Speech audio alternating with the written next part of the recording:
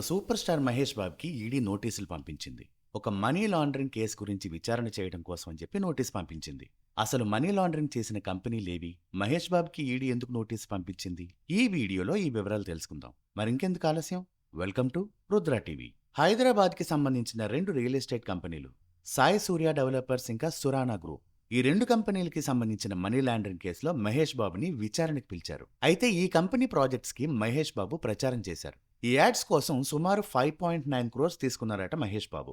అయితే ఈ 2 ప్రాజెక్టులు కూడా ప్రజలను మోసం చేశాయి అనే ఆరోపణతో ఈడీ విచారణ చేస్తోంది. అయితే జనాలు మహేష్ బాబు అంతటా ఆయన ఈ ప్రాజెక్ట్ ని ప్రమోట్ చేస్తున్నాడు, అయితే మంచిదేనేమో, ఇలాంటి ఇన్ఫ్లుయెన్స్ తోనే ఈ ప్రాజెక్టులో జనాలు పెట్టుబడి పెట్టారు అని ఈడీ అనుమానం. అయితే ప్రస్తుతానికి మహేష్ బాబు పైన డైరెక్ట్ గా ఎలాంటి ఆరోపణలు అయితే లేవు. అయితే ఈయన ప్రమోషన్స్ జనాలపైన ఎలాంటి ప్రభావం చూపించిందో తెలుసుకోవడానికి ఈడీ విచారణ చేస్తోంది. అదొక్కటే కాదు, మహేష్ బాబు తీసుకున్న 5.9 crores-లో 3.4 crores ఏమో చెక్ ద్వారా పే చేసి రిమైనింగ్ అమౌంట్ని క్యాష్ రూపంలో పే చేశారు. అలాగే ఈ 2 రియల్ ఎస్టేట్ కంపెనీస్ కూడా అగ్రిమెంట్ లేకుండా డబ్బులు తీసుకోవడం, అక్రమంగా లేఅవుట్లు వేయటం, ఒకే ప్లాట్ని 4గురికి అమ్మడం, ఇలా చేస్తూ చేస్తూ దాదాపు 100 కోట్ల రూపాయల వరకు అక్రమ లావాదేవీలు చేసినట్లుగా రిపోర్ట్ ఉంది. అయితే మహేష్ బాబుకి ఇచ్చిన 2.5 crore క్యాష్కి వీళ్లు చేసిన మనీ లాండరింగ్కి ఏమైనా సంబంధం ఉందా? ఈ వివరాలన్నీ కూడా ఈ నెల 28 అంటే ఏప్రిల్ 28న మహేష్ బాబుని ఈడీ అడుగుతుంది. ఇంకో విషయం ఏంటంటే, Mahesh Babu financial regulatory issues face చేయడం అనేది ఇదేం ఫస్ట్ టైం కాదు.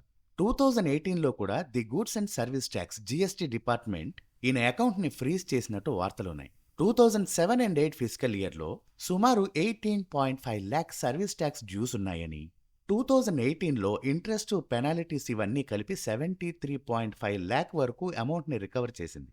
సరే, అప్పుడు అదయింది, ఇప్పుడు ఇదవుతోంది.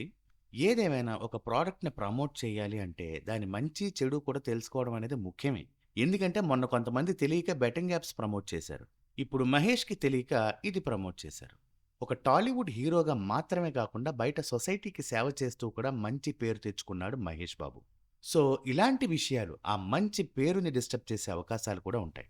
ప్రమోషన్ చెయ్యకూడదు అని ఎవ్వరూ అనరు, కానీ మై డియర్ సెలబ్రిటీస్, మీకు పూర్తిగా నమ్మకం ఉండి దీనివల్ల జనానికి నష్టం వచ్చే అవకాశం లేదు అని మీరు అనుకుంటే ప్రమోట్ చేయటం మంచిదేమో ఒక్కసారి ఆలోచించండి.